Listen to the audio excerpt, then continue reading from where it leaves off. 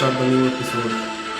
कि वो कहाँ जा रहा है, लेकिन वो बस गाड़ी को अपने घर से बहुत दूर ले जाना चाहता था, जहां से पलटकर मनाली उसकी तरफ देख न पाए और फिर वो रो पाए।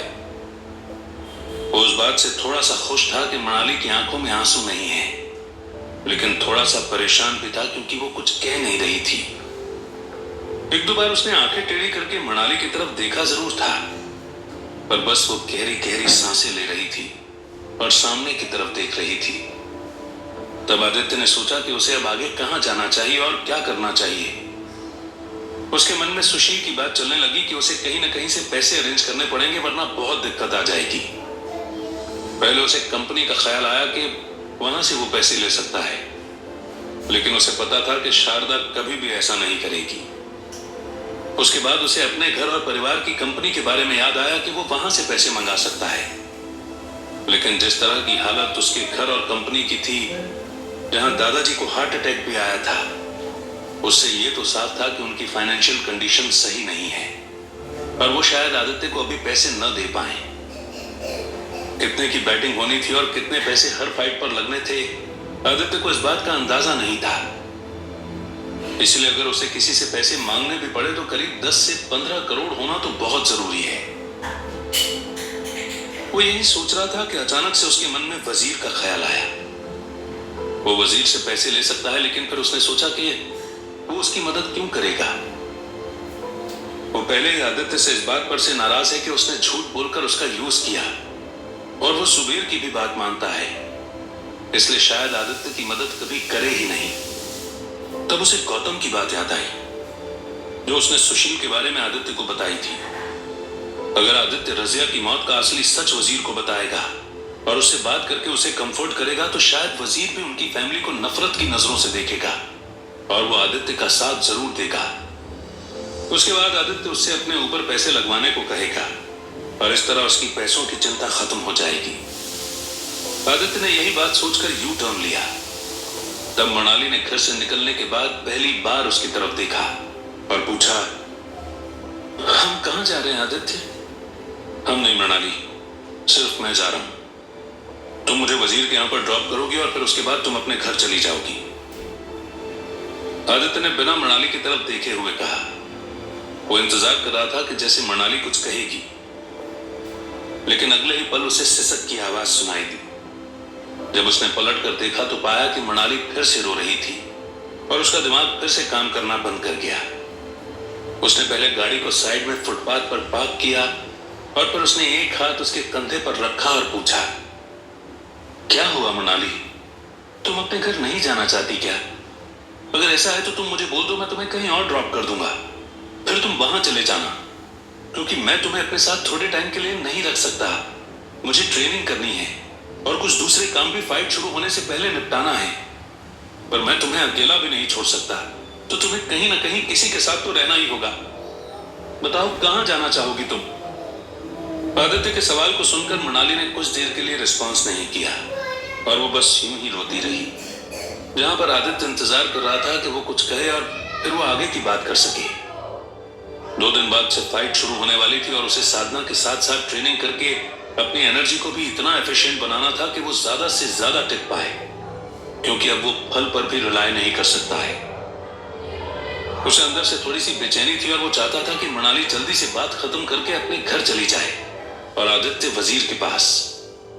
तब उसने कुछ कहने की कोशिश की, लेकिन उससे पहले ही मनाली ने सिसकते हुए कहा, आदित्य मैं इसलिए नहीं रो रही क्योंकि मुझे अपने घर नहीं जाना या फिर तुम्हारे साथ ही घूमना है, पर मुझे इसलिए बुरा लग रहा है क्योंकि आज जो हमारा डाइवोर्स हुआ उसके पीछे असली जड़ मेरी माँ है। उन्होंने ही अनुराग के दिमाग में इस आइडिया को इम्प्लांट किया था कि वो एक बार फिर से हम दोनों का डाइवोर्स करवा कर अलग अलग कर दे और फिर उसके बाद मुझे कहीं पर भी और कभी भी ले जाए। मैं बस जब भी इस बारे में सोचती हूँ कि वो किसी दिन मेरे घर के आगे गाड़ी रोकेगा और मुझसे गाड़ी में बैठने को बोलेगा, तब मैं उसे मना भी नहीं कर पाऊंगी। इस बात से मेरे मन में इतनी चुभन महसूस होती है कि मैं तुम्हें कैसे बयां करूं, पर मैं भी मजबूर थी आदित्य। साइन तो तुमने पहले ही कर दिए थे और जब मुझे उसका कारण पता चला तो मैं तुम्हें ब्लेम भी नहीं कर सकती थी। आखिर हमारी जिंदगी पिछले कुछ दिनों में कितनी बदल गई है आदित्य। हम कहां पर अपनी नई जिंदगी की शुरुआत करके शादी कर रहे थे और खुश थे कि कहीं ना कहीं सारी चीजें सॉर्ट आउट हो गई हैं। और आज आज हम यहाँ इस कार के अंदर बैठे हैं और हमारा खुद का कुछ ठिकाना ही नहीं है। तुम्हें वजीर के यहाँ रहना पड़ेगा और मुझे अपने घर। इससे ज्यादा बुरा और क्या हो सकता है आदित्य? मृणाली अपना सवाल पूछकर आदित्य की ओर उम्मीद से देखने लगी कि वो कुछ कहेगा, लेकिन आदित्य अपने मन में कुछ और ही सोच रहा था। उसके मन में चल रहा था कि मृणाली जहां उनकी दूसरी शादी को जिंदगी की नई शुरुआत मान रही थी, वहीं आदित्य को पहले से यह बात पता थी कि शादी करने का एकमात्र मोटिव बस यही था कि वो मृणाली को अपने साथ रख सके। पर उसकी वजह से उसका खतरा बिल्कुल भी कम नहीं हुआ था। जब वो अपने घर गया था तब भी अपने परिवार से ज्यादा वो गौतम पर ही ध्यान दे रहा था और वो हमेशा कहीं ना कहीं बिजी ही रहता था। बस मृणाली ही थी जो सपने सजाकर ये सोचती थी कि उनके बीच में सारी चीजें सॉर्ट आउट हो गई हैं। लेकिन आदित्य ने जब से इस नई जिंदगी में कदम रखा है, उसे पता था कि चीजें सॉर्ट आउट होना इतना आसान नहीं है। मृणाली सोच रही थी कि इससे ज्यादा बुरा और क्या हो सकता है, और वहीं आदित्य को लग रहा था कि शायद अभी जो बुरा होने वाला है वो मृणाली ने एक्सपेक्ट भी नहीं किया होगा। क्योंकि आदित्य अगर इतनी सारी फाइट्स एक साथ लड़ेगा तो उसकी एनर्जी जरूर खत्म हो जाएगी, और एक पॉइंट तो जरूर आएगा जब वो मौत के बहुत करीब होगा। शायद वो उस टाइम पर मर भी जाए, और उससे बुरा मृणाली कभी एक्सपेक्ट भी नहीं कर सकती होगी। आदित्य ने सोचा कि वो उन दोनों ही बातों को मृणाली को नहीं बता सकता, क्योंकि इससे वो और भी टूट जाएगी। और उसने कहा, तुम्हें डरने की कोई जरूरत नहीं है मृणाली। मुझे पता है कि चीजें बहुत ज्यादा बदल गई हैं और धीरे धीरे करके लाइफ बहुत मुश्किल होती जा रही है, लेकिन हम एक बार इसमें जन्म ले चुके हैं तो जब तक मरेंगे नहीं तब तक सिचुएशंस को हैंडल करना ही पड़ेगा। अगर हम उससे बैकआउट करेंगे तो शायद इतनी चीजें पॉसिबल नहीं हो पाएंगी, पर फिर भी तुम इस बात को तो सोचो कि हम चाहे कुछ छोटे मोमेंट्स में ही साथ रहे हों, पर वो हमारी लाइफ को बहुत प्रेशियस बनाती हैं। तुम याद करो उन दिनों को जब हम घूमा फिरा करते थे और तुमने मेरा बहाना देखकर ऑफिस से छुट्टी ले ली थी। वो दिन बहुत अच्छे थे मृणाली। अगर उन दिनों के बाद हम यहाँ पहुंचे हैं तो शायद हम एक बार फिर से अच्छी जिंदगी की उम्मीद कर सकते हैं, क्योंकि आगे क्या होने वाला है इसका किसी को पता नहीं। इसलिए नेगेटिव सोचकर कुछ मतलब ही नहीं है। आदित्य इतना कहकर मृणाली की तरफ कंटिन्यूअसली घूरने लगा, और वो भी उसकी आंखों में ही देख रही थी। उसकी आंखों में आदित्य को एक उम्मीद दिख रही थी जिसका वो बहुत देर से इंतजार कर रहा था। वो उम्मीद आदित्य को बता रही थी कि शायद आज भी मृणाली इस बात को सही मानती है कि सारी चीजें नॉर्मल होने वाली हैं, और इसी उम्मीद पर वो जिंदा है। आदित्य ने 2 सेकंड उसकी आंखों में देखा और फिर धीरे से उसकी तरफ बढ़ा और फिर उसके होठों पर अपने होंठ रख दिए। उन पर आंसू गिर गए थे, इसलिए वो थोड़े गीले हो गए थे, लेकिन आदित्य ने उस पर ज्यादा ध्यान नहीं दिया।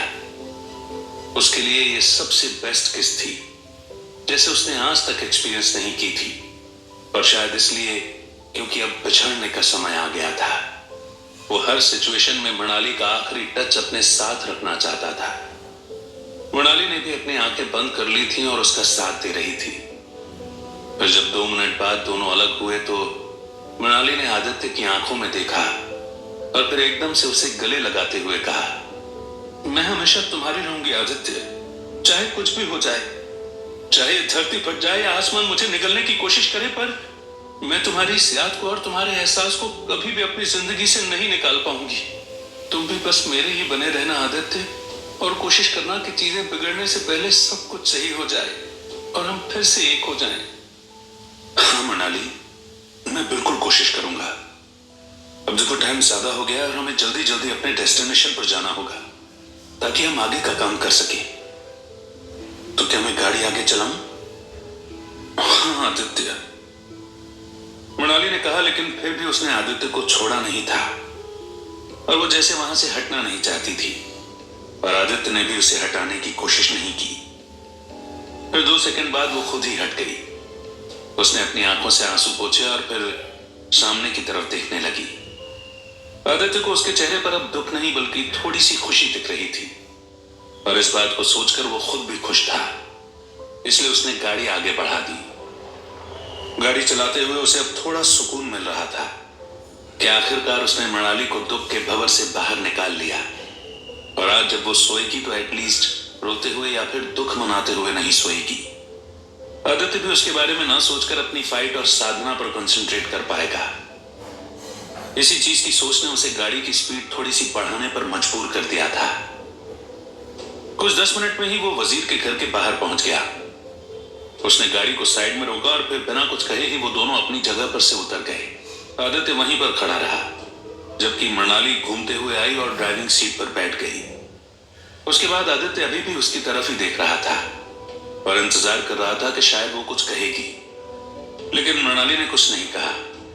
तब आदित्य ने कहा, मैं कल सुबह ट्विंकल के फ्यूनरल के लिए तुम्हें पिक करने आऊंगा, तुम तैयार रहना। ओके आदित्य, मृणाली ने कहा और एक बार उसे अपनी उम्मीद भरी आंखों से देखा और फिर वहां से गाड़ी आगे बढ़ा दी। तब आदित्य पलटा और उसने सोचा कि अब उसका एकमात्र कंपेनियन वजीर ही बचा है जो उसकी मदद कर सकता है।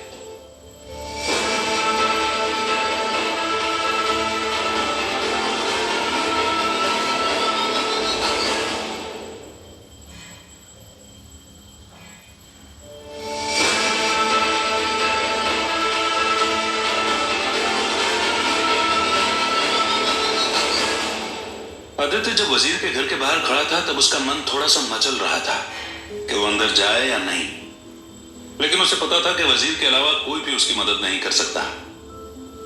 न तो मनाली से वो कुछ बात कर सकता है और ना ही अपने परिवार या किसी और आदमी से। उसने जब से नई जिंदगी पाई है तब से वो यही सोचता आया है कि वो किसी पर भरोसा नहीं कर पाया है, और एक बार जब उसने भरोसा किया तो उसकी कीमत उसे बहुत ज्यादा चुकानी पड़ी है। इसलिए अब आखिरी उम्मीदवार बस वजीर ही है और उस पर ही उसे अपना विश्वास बनाए रखना होगा। लेकिन क्या वजीर उस पर भरोसा करेगा? आदित्य इस बात को लेकर श्योर नहीं था, पर उसे पता था कि अगर एक बार वजीर उससे बात करेगा तो शायद आदित्य उसको सारी चीजें समझा पाए और बता पाए कि वो क्यों उसकी मदद चाहता है। यही बात सोचकर आदित्य ने डोरबेल बजाई। 2 मिनट बाद ही वजीर ने आकर दरवाजा खोला और तब आदित्य ने उसकी तरफ देखा। वजीर के चेहरे पर उसे देखकर कोई भी खुशी नहीं थी और ना ही कोई इंटरेस्ट था कि वो आदित्य की तरफ देखकर कुछ भी कहे। वो बस वहीं खड़ा रहा और तब वजीर ने उससे पूछा, क्या चाहिए तुम्हें? आदित्य को लगा था कि वो उसे अंदर इनवाइट करेगा, लेकिन उसने ऐसा कुछ नहीं कहा, जिसकी वजह से आदित्य की समझ में आ गया कि उसे डायरेक्ट मुद्दे की बात करनी पड़ेगी। उसने फिर वजीर से कहा, वजीर मुझे तुमसे कुछ बात करनी है, तो क्या हम अंदर बैठकर बात कर सकते हैं?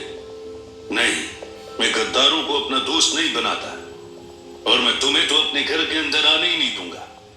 तुम्हें जो भी कहना है जल्दी से कहो और जितनी जल्दी हो सकता है यहां से चले जाओ, क्योंकि मैं तुम्हें मारना नहीं चाहता और किसी भी तरह की चोट नहीं पहुंचाना चाहता। मुझे पहले ही पता है कि तुम्हारे साथ क्या हुआ है, इसीलिए एक मौका दूंगा अपनी बात का और फिर यहां से चुपचाप बिना किसी उम्मीद के निकल जाना। आदित्य को वजीर की बात सुनकर थोड़ा बुरा तो लगा, लेकिन फिर भी उसने कुछ रिस्पॉन्स नहीं दिया और गर्दन हिलाकर सिर्फ वहीं खड़ा रहा। फिर वो अपने मन में सोचने लगा कि किस तरह से वो इस बात को इनिशिएट करे, और जब उसने एक रास्ता फिगर आउट कर लिया तो उसने कहा, वजीर मुझे पता है कि तुम मुझे इतने अच्छे से तो नहीं जानते हो, लेकिन जितने भी दिन हम साथ में रहे हैं तुमने मेरी मदद की है और उसमें तुम ये तो जरूर समझ गए थे कि मैं मृणाली से कितना प्यार करता हूं और वो मेरे लिए क्या सोचती है। तुम ही वो पर्सन थे जिसने मुझे उस टाइम पर बताया था कि मुझे अपने घर वापस जाकर मृणाली की केयर करना चाहिए, और उसके बाद ही हमने फिर से शादी कर ली थी। कल सुबह भी जब तुम मीटिंग से निकल रहे थे तब तुमने मुझे कहा था कि मैं मृणाली को छोड़ूं नहीं। मुझे समझ में आता है कि तुम प्यार को लेकर कितना इमोशनल हो और मैं तुम्हें बस रजिया के बारे में कुछ बताने आया हूं। खबरदार जो रजिया का नाम अपने मुंह से लिया तो मुझे पता है कि तुम्हारी चाल क्या है। तुम अभी मुझे इमोशनल ब्लैकमेल करोगे और सोचोगे कि मैं तुम्हारा साथ दूं, लेकिन ऐसा पॉसिबल नहीं है आदित्य। तुमने जो किया वो गलत है। तुम गद्दार हो और हमेशा वही रहोगे। वजीर ने अपनी आवाज थोड़ी ऊंची करते हुए कहा, जिसकी वजह से आदित्य को समझ आ गया कि रजिया का नाम सुनकर वजीर को गुस्सा आ गया है। उसने सोचा कि अब उसे जल्दी से सुशील वाली बात वजीर को बतानी होगी, इससे पहले कि वो ओवर रिएक्ट करके आदित्य को वहां से भगा दे। और तब उसने उसके सामने हाथ जोड़ते हुए कहा, वजीर प्लीज एक बार के लिए तो मेरी बात सुन लो। मैं यहाँ पर कुछ भी गलत कहने या करने नहीं आया हूँ। अगर मुझे तुम्हारे बारे में या तुम्हारे साथ कुछ भी गलत कहना या करना होता तो मैं यहाँ 1 हफ्ते तक रहा था।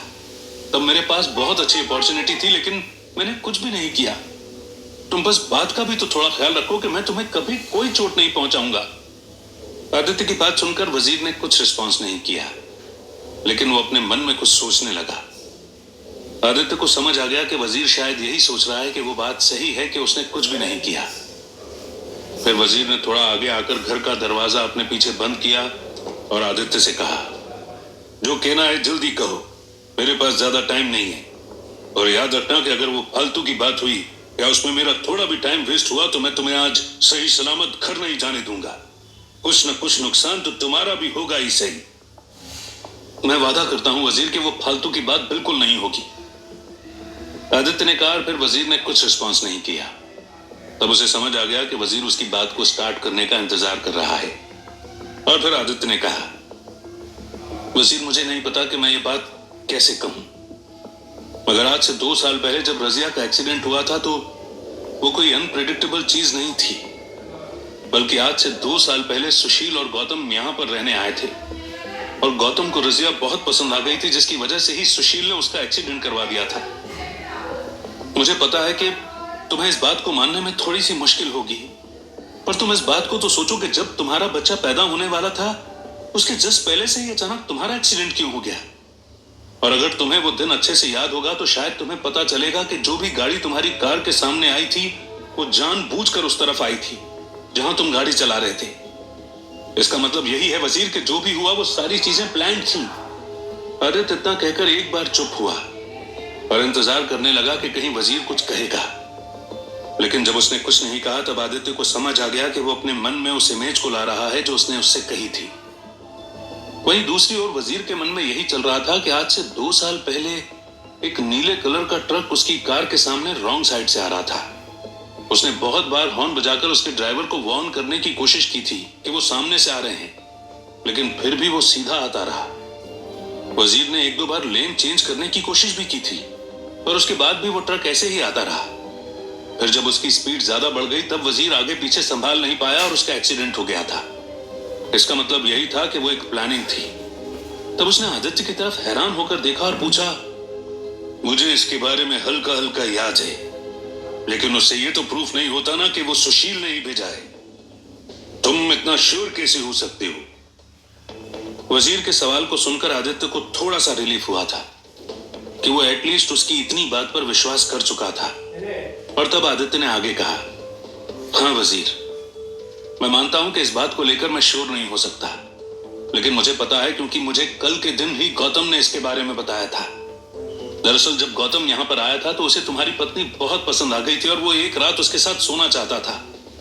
उसने बहुत उम्मीद के साथ ये बात सुशील को बताई थी, लेकिन सुशील ने उसे बताया कि तुम्हारी पत्नी प्रेग्नेंट है, और तब गौतम का दिल टूट गया था। तब सुशील ने गौतम के आगे डील रखी थी कि अगर वो उसे सोने का मौका देगा तो फिर गौतम क्या करेगा। तब गौतम ने अपनी पूरी जिंदगी उसके नाम करने का फैसला कर लिया था, और इसलिए जब तुम दोनों बाहर गए थे तब उसने तुम्हारी पत्नी का एक्सीडेंट करके बच्चे को मरवा दिया था। आदित्य एक बार फिर रुका और उसने वजीर का चेहरा देखा। उसके चेहरे पर दुख और हैरानी दोनों एक साथ झलक रही थी, और तब आदित्य ने सोचा कि उसे आगे अपनी बात पूरी कंप्लीट करनी होगी। उसने एक गहरी सांस ली और फिर आगे कहा, तुम्हें याद है जब रजिया यहां पर आई थी तब वो हर दिन और हर पल उदास और चिंता में रहती थी? वो इसलिए था क्योंकि उसका बच्चा मर गया था, लेकिन असल बात क्या थी वो उस बेचारी को कभी भी पता नहीं चल पाई थी।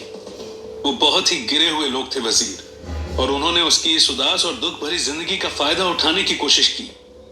जिस दिन रजिया ने सुसाइड की उस दिन तुम यहां से अपने काम के लिए चले गए थे, तब वो दोनों यहां पर आए थे। उसके बाद उन दोनों ने उसके साथ जबरदस्ती की, और जब रजिया इस बात को सह नहीं पाई तो उसने सुसाइड कर लिया। तुम हमेशा अपने आप को इस बात का दोष देते हो कि उसने तुम्हारी वजह से अपनी जान दे दी, मगर यह सच नहीं है वजीर। गलती उन दोनों की थी। तुम इस बात को नहीं मानोगे, लेकिन आज भी उस वारदात की एक क्लिप सुशील के पास है, और वो उससे ही गौतम को ब्लैकमेल करता है कि वो इस सीक्रेट को किसी के सामने नहीं आने दे। और तुम्हें तो पता ही है कि मैंने गौतम के साथ क्या किया था, इसलिए उसने मुझे सब कुछ सच सच बता दिया। आई एम सॉरी वजीर। आदित्य इतना कहकर चुप हो गया। और फिर वजीर की तरफ देखकर इंतजार करने लगा कि शायद वो कुछ कहेगा। उसे दिख रहा था कि वजीर के चेहरे पर जो हैरानी थी वो गायब हो गई थी और अब बस दुख ही दुख दिख रहा था। कुछ ही पल में वो दुख उसकी दोनों आंखों से आंसू बनकर बहने लगा और तब उसने रोते हुए ही कहा, मुझे आज भी वो मनहूस दिन याद है जब मैं घर आया था और उसे देखा था तो एम्बुलेंस बुलाकर उसे जल्दी जल्दी हॉस्पिटल ले गया था। तब वहां पर डॉक्टर ने डिक्लेयर कर दिया था कि वो मर चुकी है और उसके बाद जब पोस्टमार्टम की रिपोर्ट आई थी तब मुझे बताया गया था कि उसके साथ जबरदस्ती की गई है। मुझे पहले लगा था कि शायद ये मेरी गलती है या फिर रिपोर्ट में कुछ गड़बड़ है, मगर मुझे कभी भी इस बात का शक नहीं हुआ था कि उसके साथ कुछ ऐसा हुआ होगा। उस टाइम पर पुलिस ने भी मुझे इस बात को इन्वेस्टिगेट करने के लिए कहा था, मगर बस मैंने ही इग्नोर कर दिया और शायद यही मेरी सबसे बड़ी गलती थी। मुझे ये भी याद है कि जब मैंने रजिया की बात तुम्हें बताई थी तब मैंने उस घिनौनी वारदात का कोई जिक्र नहीं करा था और आज अगर तुम ये बात कह रहे हो तो मुझे तुम पर विश्वास है कि तुम सच कह रहे हो आदित्य। अगर सुशील और गौतम ने ऐसा किया है तो मैं अब उन्हें छोड़ूंगा नहीं। उन्हें रजिया की मौत का इंतकाम देना ही होगा। आदित्य ने वजीर की आंखों में देखा। वहां पर अब उसे उदासी और दुख से ज्यादा इतना गुस्सा दिख रहा था कि जैसे वजीर आज ही जाकर सुशील को अपने हाथों से मार देगा। आदित्य को पता था कि वो वजीर के बस इसी गुस्से का फायदा उठाना चाहता है और उसे अपना कंपेनियन बनाकर फाइट में एंटर करना चाहता है। उसे पता था कि अब अगर वजीर उस पर विश्वास करता है तो वो एटलीस्ट किसी को अपने साथ रख पाएगा और सारी बातों को हैंडल करने के लिए कोई तो उसके साथ रहेगा। यही बात सोचकर उसके चेहरे पर स्माइल आ गई और वो वजीर की तरफ ही देखने लगा। Thanks for watching.